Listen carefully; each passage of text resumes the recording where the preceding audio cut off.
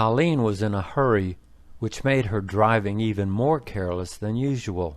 Her boyfriend, Simon, had already criticized her many times for failing to stop completely at stop signs. That's what they call a California or rolling stop, he told her. If the cops catch you sliding through a stop sign like that, he said, wagging a finger at her, they'll give you a ticket for running a stop sign. That's a moving violation. That means at least $100 ticket plus 8 hours of driving school for another $30. I know, she replied, but I never do it when they're around, so how can they catch me? Simon was about to tell her that cops have a habit of suddenly appearing out of nowhere, but Colleen told him to stop thinking so negatively. You are bad luck, she said. When you talk like that, you make bad things happen. He told her that life doesn't work that way. Colleen was in a hurry because she needed to drop off a package at the post office.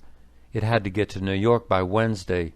She exited the freeway and pulled up at the stop sign. One car was in front of her. Colleen looked to the right and to the left.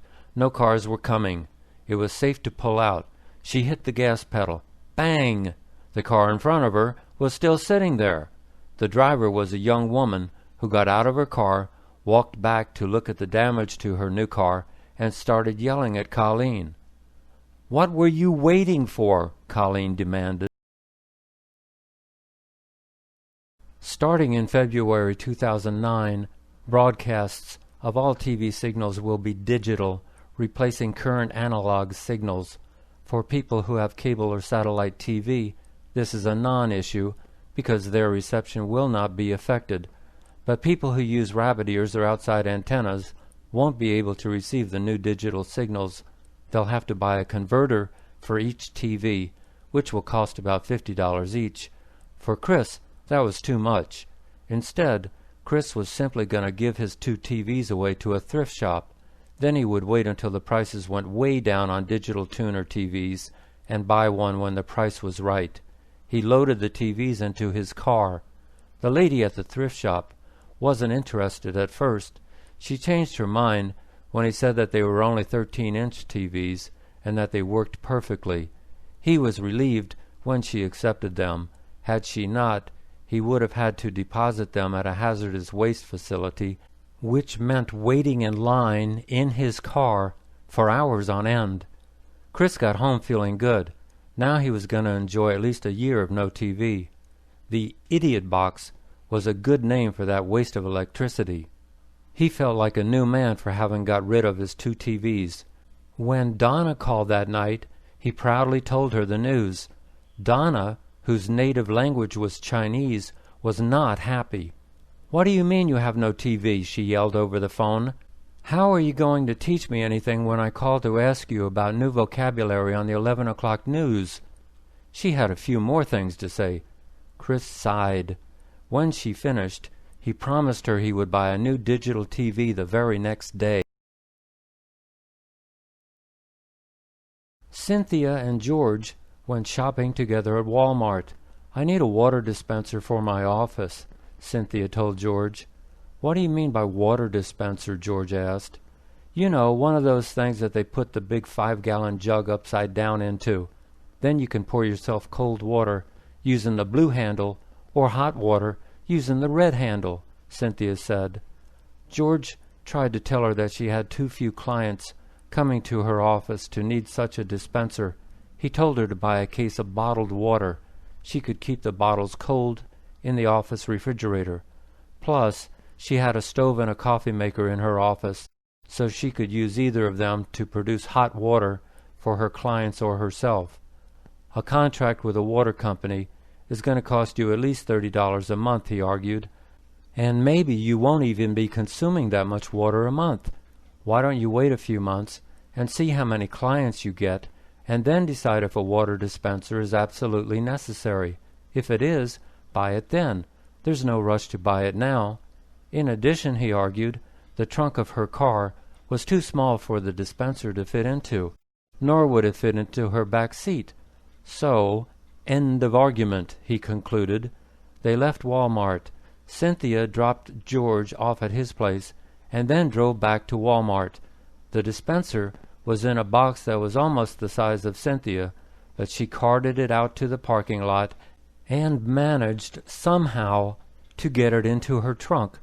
That night, when George called, he asked, "You didn't go back to Walmart and buy that thing, did you?"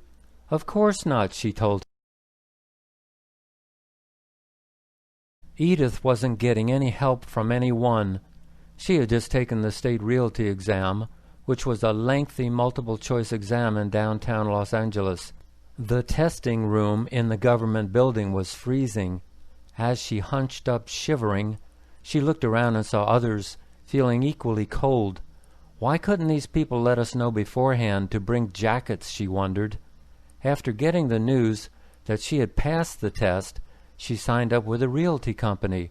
They told her how much money she would owe them each month and wished her good luck. Other than that, they weren't much help or encouragement. They told her how to have open houses on weekends. She had to carry big signs in her car and place them in the neighborhood around the open house.